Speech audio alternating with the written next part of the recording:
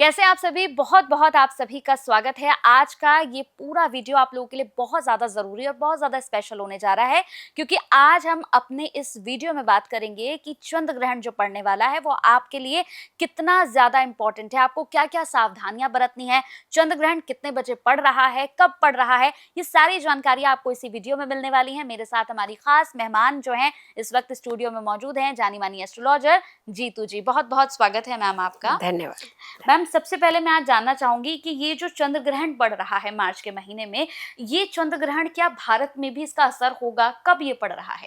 जी जी जी। देखिए कंचन जी, ये बिल्कुल भारत पे इसका असर है। अच्छा। और सबसे बड़ी बात है कि ये 15 दिन के अंदर 2 ग्रहण हो गए एक तरह अच्छा। का, क्योंकि एक सूर्य ग्रहण अभी निकला जस्ट, और अब चंद्र ग्रहण की बात कर रहे हैं। तो 15 दिन के अंदर जब भी कोई 2 ग्रहण पड़ते हैं, और खास करके किसी पर्टिकुलर एरिया में अगर दोनों दिख रहे हो, तो वो एरिया बहुत ज्यादा डिस्टर्ब होता है। ओके। अभी रिसेंटली कुंभ राशि में ये ग्रहण गया, अब ये सिंह राशि में ग्रहण जाएगा। तो ये ग्रहण जो है, ये प्रभावकारी इस तरीके से माना जा रहा है कि जब यहाँ पर सूर्य अस्त हो जाएगा और चंद्रमा आने वाला है, तो उस समय ये ग्रहण दिखेगा, यानी जाता जाता ग्रहण दिखेगा। हाँ। तो प्रभाव तो ये डालेगा, ये नहीं कह सकते, हम इससे बच नहीं सकते, क्योंकि इसका प्रभाव कहीं ना कहीं इम्पैक्ट जो है थोड़ा सा नेगेटिव है। लेकिन फिर भी हम ये कहेंगे कि डरना नहीं है, क्योंकि हर चीज का एक सोल्यूशन है।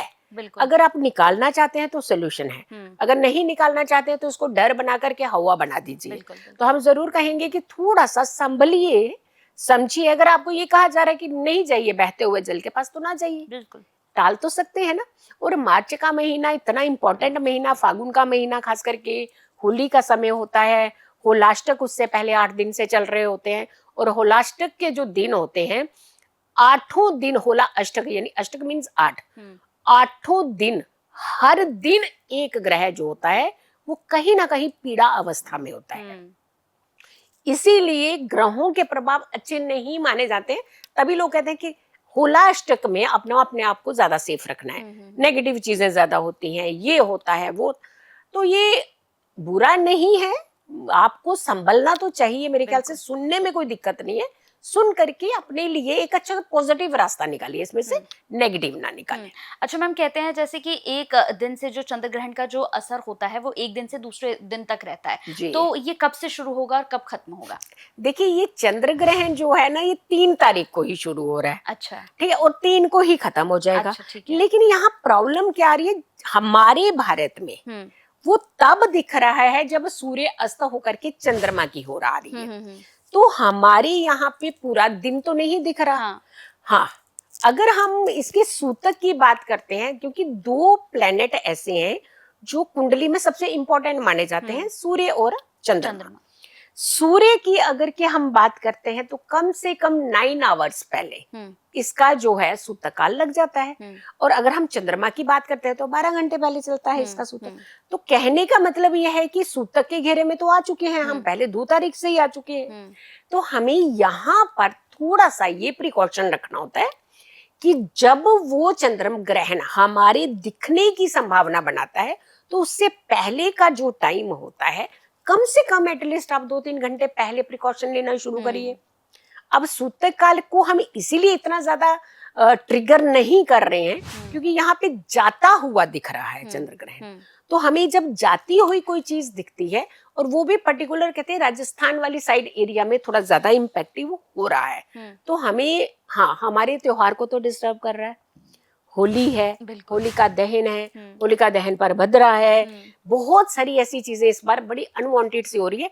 कभी हमने आज तक ये नहीं देखा होगा कि एक दिन का गैप होली और होलिका दहन के बीच में आया हो। अच्छा। चंद्र ग्रहण जो है वो 3 तारीख का पड़ रहा है। होलिका दहन जो है वो 2 तारीख की रात्रि में करना पड़ेगा इस बार। अच्छा। क्योंकि वहां भद्रा काल चल रहा है, और ये मान्यता भी है कि भद्रा काल अगर मुखगी होती है तो हमें होलिका दहन नहीं करना चाहिए।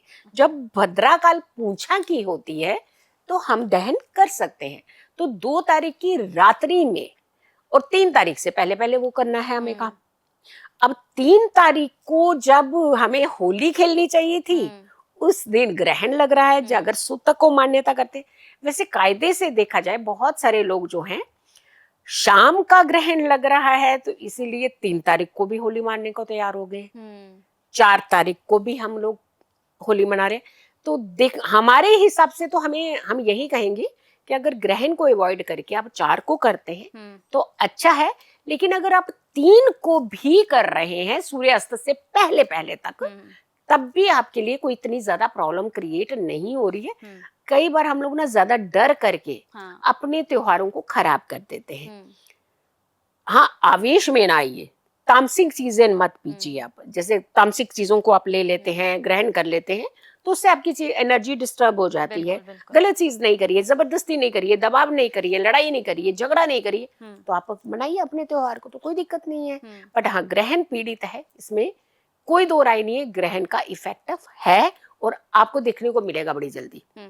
अर्थक्वेक, कोई जलीय घटना, कोई अग्नि की घटना, उपद्रव, यंगस्टर सड़क पे आना, एलिगेशन, किसी बड़े नेता का नुकसान, बड़ी इंडस्ट्री के किसी बड़े पद पर बैठे हुए व्यक्ति का नुकसान, एलिगेशन से बड़े बड़े लोगों का फंसना, और खास करके किसी बड़े नेता के ऊपर कुछ ज्यादा एक्शन हो सकता है। अच्छा, ये सारी चीजें हो सकती ये हैं। हो सकती है। अच्छा, ये चंद्र ग्रहण जो 3 तारीख को पड़ रहा है मैम, तो ऐसे में कहते हैं ना कि बहुत सारी चीजों का बड़ा ध्यान रखना है, बड़ी सावधानियां रखनी है। तो कौन कौन सी वो चीजें हैं, कौन कौन सी वो आदतें हैं, या कौन कौन से वो है जो हमें बिल्कुल दूर रखना है, खुद से सावधानियां रखनी है? जी कंचन जी, एक चीज ना बड़ी आजकल हमें वो बहुत एक अच्छा नहीं लगता सुनने में भी, हम लोग त्योहार को मनाने के तरीके को बदल चुके हैं। बिल्कुल।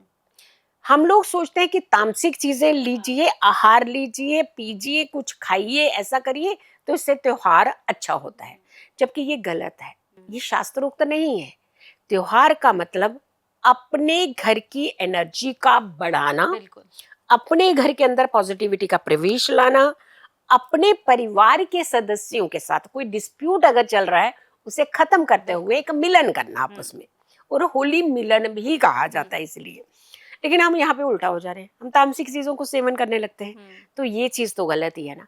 चाहे ग्रहण हो, चाहे कोई त्योहार हो, जब भी किसी तामसिक चीज का इस्तेमाल हम करते हैं तो हमारे सारे प्रभाव जो है अच्छे मिलने चाहिए थे। क्योंकि रंगों का कलर जो होता है ना, रंगों का जो त्योहार होता है ना, ये खुशियों का त्योहार माना जाता है। ये हमारे जीवन में साल भर रंग बने रहे खुशियों के, और वही गलती कर देते हैं हम लोग।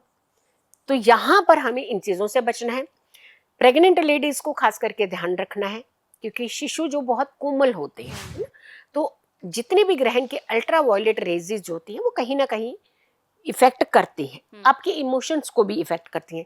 जिनका चंद्रमा कुंडली में पीड़ित है उन्हें खास करके ध्यान रखना चाहिए। बहते हुए जल के पास नहीं जाना चाहिए इस समय, जबरदस्ती नहीं करनी चाहिए किसी के साथ इस समय। यंगस्टर हैं, नई नई शादी जिन बच्चों की हो रखी है, उन्हें थोड़ा सा अपने फिजिकल रिलेशन से थोड़ा सा इस समय परहेज करना चाहिए। तो बहुत सारी ऐसी चीजें जो हमारे बुजुर्ग तो कहते हैं लेकिन हम उनको मानते नहीं है ना। तो इन चीजों को थोड़ा सा ध्यान रखिए। यंगस्टर खास करके बच्चे ज्यादा देर तक रात में ऐसी अनजान जगहों पर तामसिक आहार लेकर के ना जाएं, पेरेंट्स थोड़ा उनको कंट्रोल करें। तो बिल्कुल, ये चंद्र ग्रहण आप लोगों के लिए क्या कुछ लेकर आया है, ये हमने इस वीडियो में आपको बताया। आपको किन चीजों की सावधानी करनी है, किन चीजों से आपको दूर रहना है, और इस चंद्र ग्रहण पर आपको किन किन चीजों का बहुत ज्यादा ख्याल रखना है, इस वीडियो में हमने आपको बताया। बाकी कोई भी सवाल आपका है, कोई भी आपको लग रहा है कि आपको कुछ पूछना है, तो आप कमेंट में हमसे पूछ सकते हैं। बहुत बहुत धन्यवाद मैम, बहुत बहुत शुक्रिया। धन्यवाद।